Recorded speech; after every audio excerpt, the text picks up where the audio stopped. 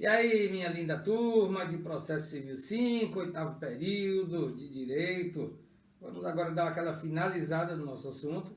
Estamos estudando juizados especiais e agora vamos dar uma finalizada em nosso assunto. Opa, o fim foi para trás, vamos para frente, que é para frente que se anda, ok? Vamos falar agora sobre alguns pontinhos, somente para a gente dizer que está tudo encerrado e vocês possam fazer uma excelente prova, certo? Vamos começar falando sobre as tutelas de urgência nos juizados especiais. Elas são possíveis? Sim, são perfeitamente possíveis. O enunciado 26 do FUNAG ele nos diz o seguinte, se lembra, FUNAG, Fórum Nacional de Juizados Especiais, são cabíveis a tutela acautelatória e a antecipada nos juizados especiais. Temos umas observações que eu considero de muita pertinência e que vocês devem dar muita atenção a ela. Deve-se fazer adequação ao CPC vigente, uma vez que o CPC permite a ocorrência de tutelas de urgência, ou seja, aquelas que se baseiam no fumus boni iuris e no periculo in mora, que é a probabilidade do direito ou o risco ao resultado útil do processo, verificada a ocorrência dos requisitos, pode ser requerida a tutela de urgência satisfativa, que é antecipada, ou a tutela de urgência cautelar, a cautelatória ou a securatória. Para que vocês possam relembrar, porque isso aí foi matéria lá do início do curso da gente nesse semestre, então se lembrem do seguinte, qual a diferença? A tutela acautelatória, primeiro ela garante o direito para depois efetivar. E a tutela satisfativa, ela efetiva o direito para posteriormente garantir o resultado. Então, são possíveis? Sim, são cabíveis sim, naquelas modalidades que a gente já viu, do 294 ao 311 do CPC, aliás, 311 já é a tutela de evidência, então você tem que fazer adequação nessas possibilidades em que haja a probabilidade do direito e o risco ao resultado útil do processo e que haja ou que seja a questão acautelatória, para que você possa mover a ação no juizado especial, fazendo o requerimento das tutelas provisórias dentro do juizado especial.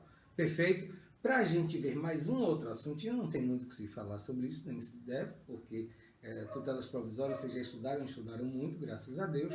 A gente tem as modalidades de extinção do processo no juizado especial. O processo se extingue. Primeiro ponto, sentença. Sentença põe fim, põe termo ao processo, certo? Mas vamos falar sobre a extinção sem o julgamento do mérito, como ela ocorre dentro do juizado especial. Na conformidade do artigo 51, já ia dizendo do CPC, da Lei 9099 de 95, nós temos que extingue-se o processo. Aí é a leitura de letra de lei, nem há muito o que se dizer sobre isso.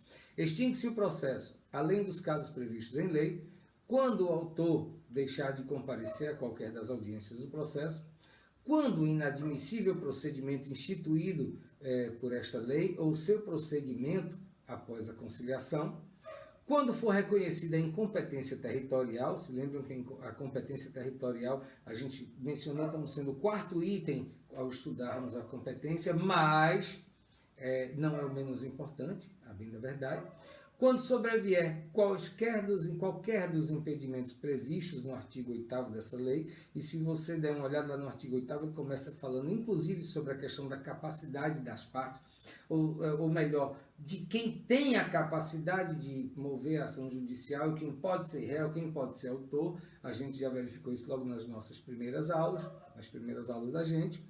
Quando falecido o autor, a habilitação depender de uma sentença, e isso não acontecer no prazo de 30 dias, então nessa hipótese não é possível, haverá extinção do julgamento, sem julgamento de mérito. Quando falecido o réu, o autor não promover a citação dos sucessores no prazo de 30 dias, da ciência do fato, né?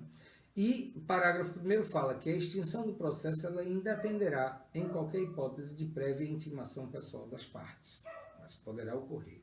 O parágrafo 2º nos diz que, no caso do inciso 1º, que é quando o autor deixar de comparecer a qualquer das audiências,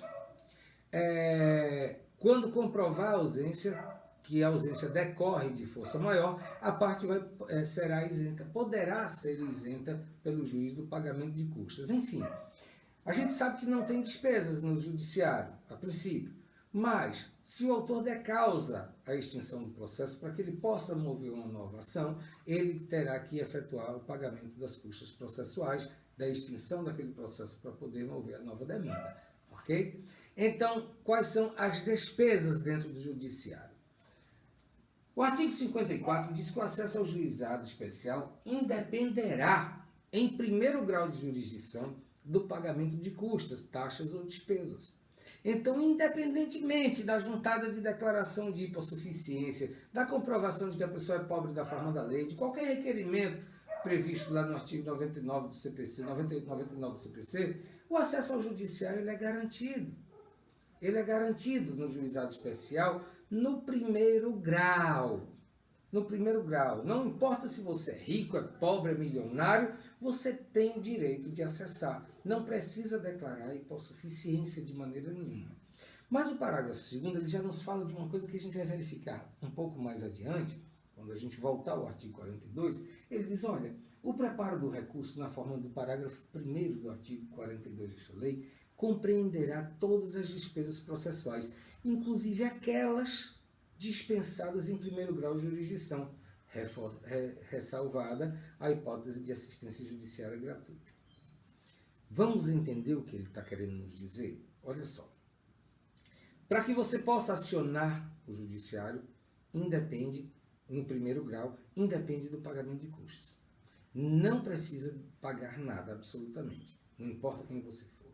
Mas, em hipótese de recorrer, quando você realizar o preparo daquele recurso que você vai mover, e é bom a gente já falar logo de cara, que da sentença cabe apelação, mas no juizado especial, o nome do recurso utilizado é recurso inominado e não apelação.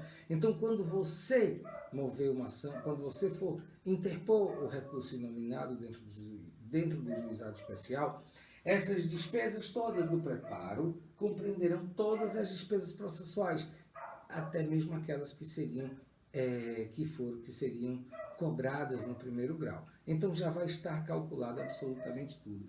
Quando se fala, o artigo 42 fala sobre essa questão da assistência judiciária gratuita, aliás, quando esse parágrafo único fala sobre assistência judiciária gratuita, a gente tem o seguinte, que em se tratando de primeiro grau, não importa a hipossuficiência da parte, de maneira nenhuma. É até a nossa observação.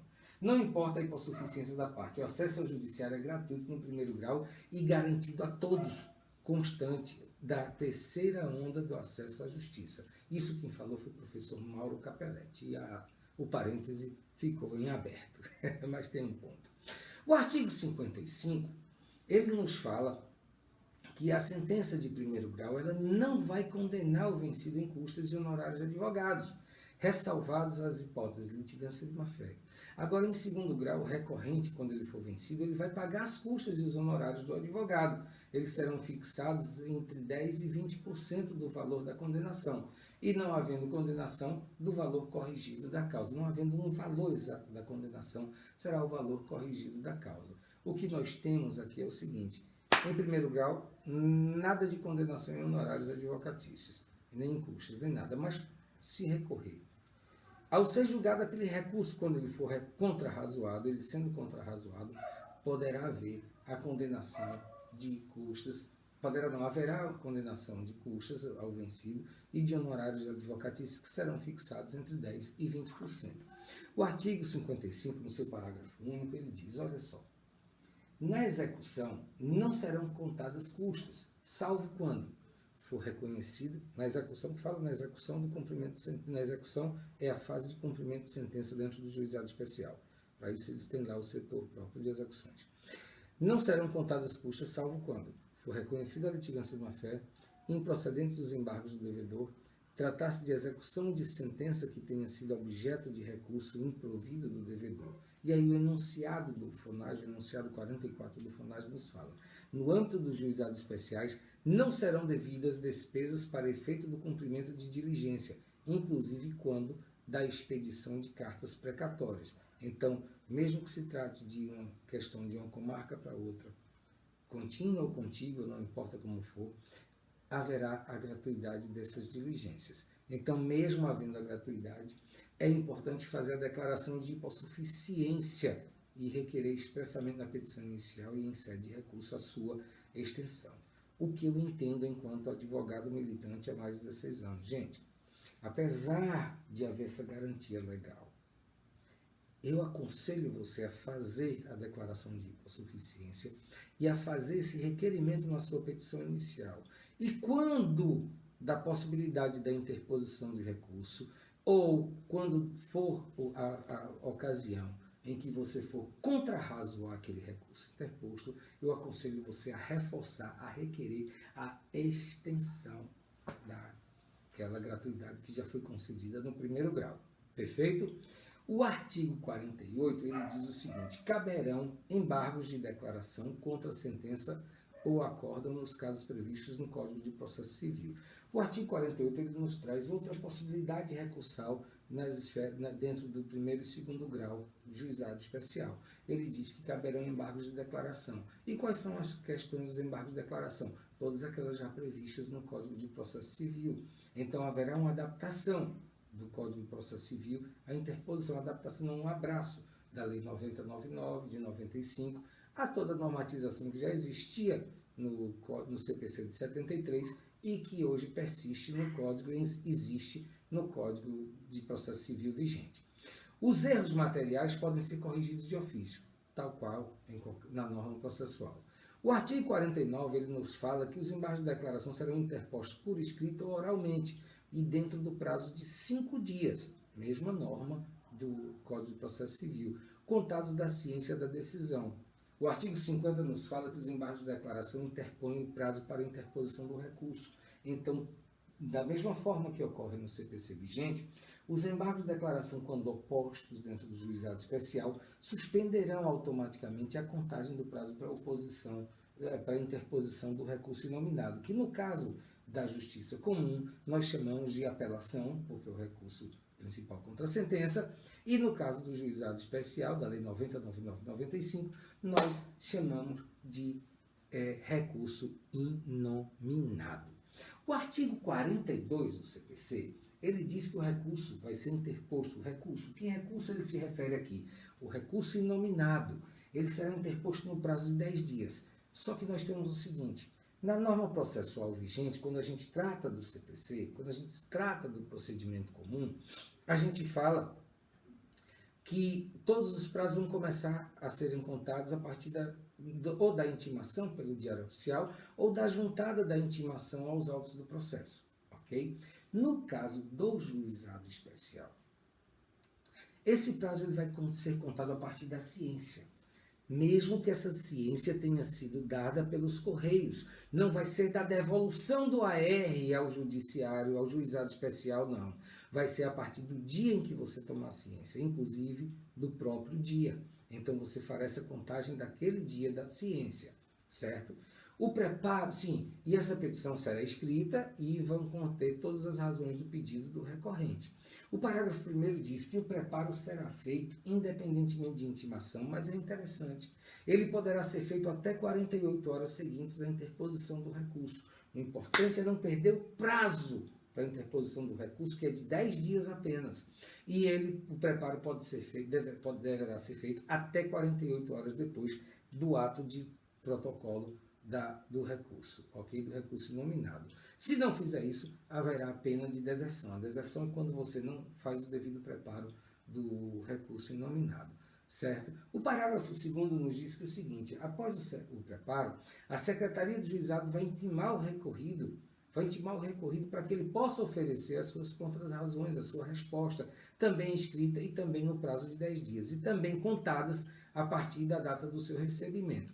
E esse prazo, que antes era contado em dias corridos, desde a entrada em vigor, mas a norma processual civil vigente, quando ela entrou em vigor, ela passou a contar os prazos processuais em dias úteis. E aí a Lei 13.728 de 2018, ela trouxe uma alteração introduzindo a letra A no artigo 12, que diz o seguinte: na contagem de prazo em dias, estabelecido pelo juiz por lei ou pelo juiz, para a prática de qualquer ato processual, lembrem-se, prazo processual, inclusive para interposição de recursos, falando de todos os recursos, certo?